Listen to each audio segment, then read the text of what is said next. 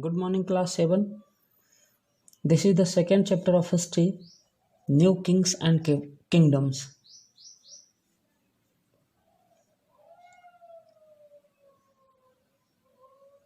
As you saw in previous chapter, there are meanings of these chapters, and three important topics of these chapters are rise of new kingdoms, tripartite struggle, and Cholas of the south. But except it, you have to read some subtopics of this topic. Then this is the first topic of this chapter, rise of new kingdoms. So let's start it.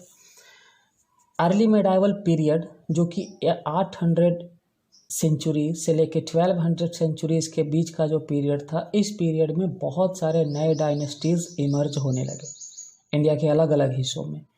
अब ये जो dynasties थे, ये अपना empire बनाने चाहते थे और इसी कारण से वो एक दूसरे से फाइट करते थे ताकि इनके पास ज़्यादा लैंड हो सके, इनके धन यानी वेल्थ में वृद्धि हो सके। एंड बहुत सारे राजपूत किंगडम्स भी इस पीरियड में इमर्ज हुए। राजपूत मतलब होता है सन ऑफ किंग, जो कि एक संस्कृत वर्ड राजा पुत्र से निकला है। ये अपने आप को यानी राजपूतों ने अपने आप को सन गॉड, मून गॉड और एंशिएंट किंग्स का पूर्वज कहा। और इन सारे राजपूतों में सबसे इम्पॉर्टेंट चहमानस या फिर चौहान थे।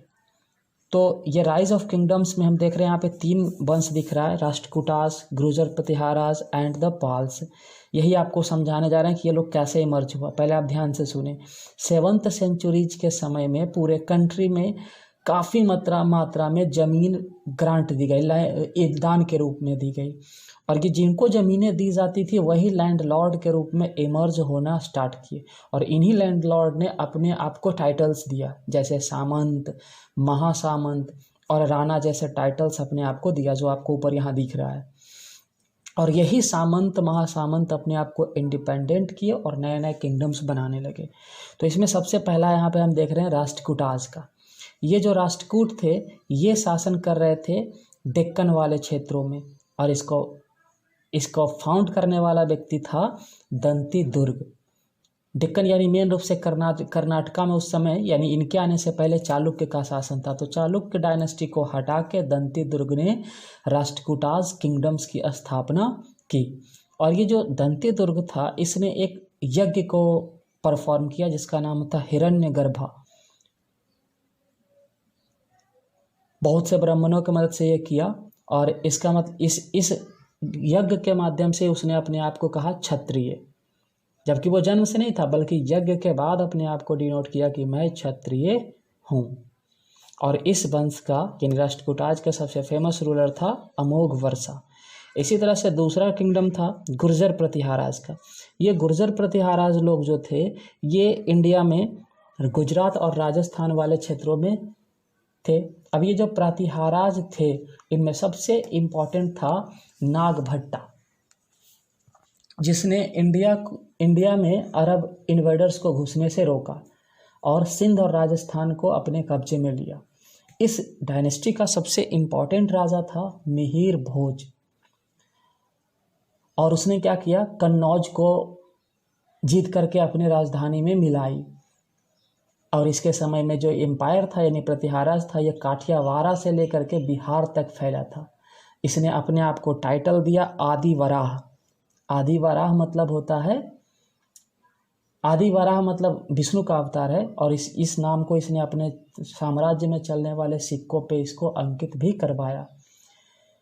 यानी इसके समय में किंगडम था मालवा, राजपूताना राज का कुछ पार्ट और गुजरात का कुछ हिस्सा। अब इसी तरह से तीसरा डायनेस्टी है द पालाज का। पालाज का जो फाउंडर थे वो थे गोपाला। और ये जो पाल डायनेस्टी था, इसकी राजधानी यानी कैपिटल थी पाटलिपुत्रा। और ये मेन रूप से इंडिया के ईस्टर्न हिस्से में था, यानी बंगाल वाले हिस्से में और असम वाले क्षेत्रों में। अच्छा, गोपाल का बेटा था धर्मपाल, जो काफ़ी पावरफुल राजा भी था और ये बुद्धिज्म को सपोर्ट करता था। इसी धर्मपाल ने विक्रमशिला यूनिवर्सिटीज़ की स्थापना करवाई बिहार में, जो आज बहुत फेमस है। और इसके पीरियड में यानी पाल डायनेस्टी बंगाल से लेकर के पूरा का पूरा असम और नेपाल वाले क्षेत्रों को कवर करके रखा था। तो यही 3 डायनेस्टी थी जो आपस में लड़ती थी। तो चले देखें अगला टॉपिक।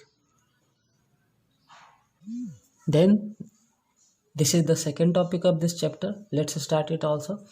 ये जो चैप्टर है, ये टॉपिक जो है ट्रिपार्टिट स्ट्रगल, इसे ज़रा ध्यान से सुनिएगा। ये तीनों किंगडम्स यानी राष्ट्रकूटाज, गुर्जर प्रतिहाराज और जो पालाज थे, ये एक दूसरे से फाइट करते थे कन्नौज के लिए, और उसी फाइट को कहा जाता था ट्रिपार्टिट स्ट्रगल। जैसे यहाँ पे लिखा है, the kingdoms of Palas, Pratiharas and Rashtrakutas fought with each other for Kannauj, there a struggle known as tripartite struggle. यानी इन्हीं तीनों के संघर्ष को कहा गया ट्रिपार्टिट स्ट्रगल। अब ये कन्नौज के लिए लड़ रहे थे। तो कन्नौज जो था गंगा नदी के किनारे यूपी में स्थित था, और ये काफ़ी उपजाऊ क्षेत्र था। तो हर राजधानी चाहता था कि ये हमारे हिस्से में हो, ताकि क्या हो सके, हमारा राज्य समृद्ध हो सके। इसके अलावा इंडिया के अलावा कुछ ऐसे भी इन्वेडर्स थे जो इसी पीरियड में इंडिया पे हमला करना स्टार्ट किए। उसमें से 2 इन्वेडर बहुत इंपॉर्टेंट था, पहला महमूद गजनी और दूसरा मोहम्मद गोरी, दोनों अफ़गानिस्तान का था।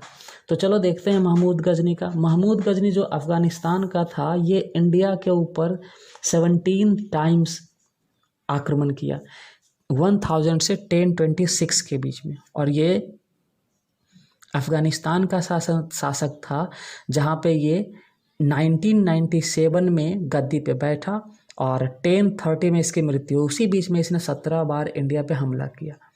अब ये हमला जब यहाँ करता था तो इसका मेन टारगेट होता था यहाँ से खजानों को लूट के ले जाना, यहाँ के मंदिरों पे हमला करना, ताकि ज़्यादा से ज़्यादा धन समेट के ले जाए जा सके। और महमूद गजनी का सबसे भयानक हमला था इंडिया पे सोमनाथ का टेम्पल, जो कि गुजरात में, बहुत सारे वहाँ से शिव की मूर्ति जो थी उसे ले गई और उसको तोड़ कर ले गया। गजनी के साथ एक राइटर आया था इंडिया, अल-बरूनी, उसने महमूद गजनी के ऊपर अकाउंट लिखा जिसका नाम था किताब अल हिंद, और उसी अकाउंट से हमें पता चलता है महमूद गजनी के बारे में। दूसरा है इन्वेडर मोहम्मद गोरी, उसी का ही वंशज था ये। मोहम्मद गोरी भी सेम उसी का शासन का था, यानी अफ़गानिस्तान का ही था। और मोहम्मद गोरी और चहमानस यानी चौहान के बीच काफ़ी फेमस युद्ध हुई, इसलिए चौहान काफ़ी फेमस था। तो चौहान के यानी चहमानस के बारे में भी थोड़ा सा यहाँ जान लेते हैं। ये चौहान या चहमानस जो था, ये दिल्ली या अजमेर वाले क्षेत्रों में शासन करता था।